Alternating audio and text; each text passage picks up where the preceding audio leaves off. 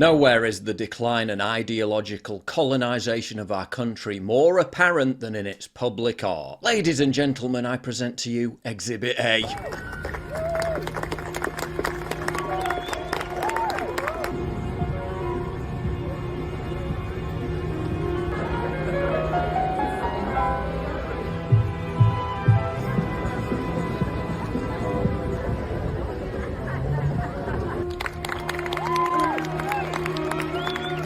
Wonderful, because what more pressing issue could there be to Londoners than...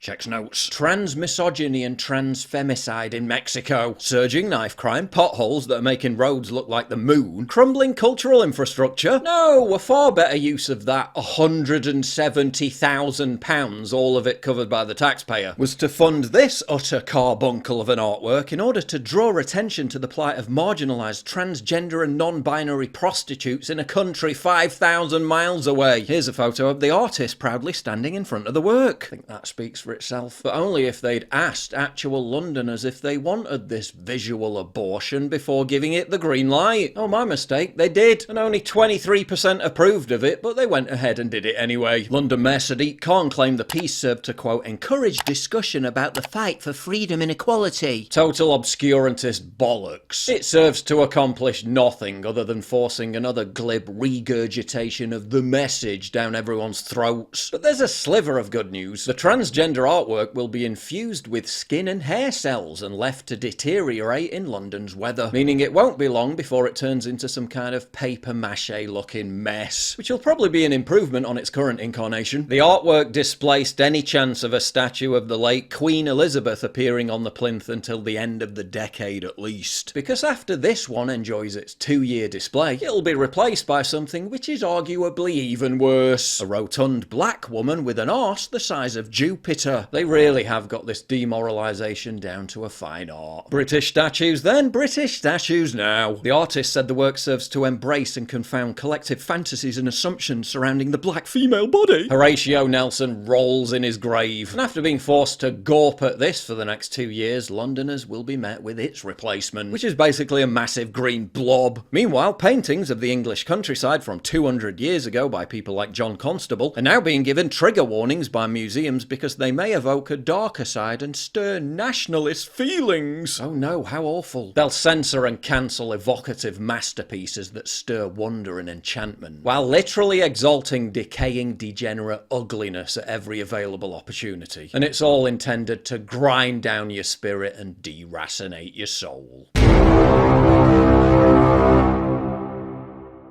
If you value what I do and you want to help support me, please visit pauljosephwatson.locals.com and either pledge a one-time donation or subscribe to join my community, get early access videos, and message me directly. And exclusive live streams coming soon too. Promise. Check out the Locals link down in the description. And don't forget to take a look at the brand new website modernity.news. That's where you'll find all my content, including exclusive articles. That's modernity.news.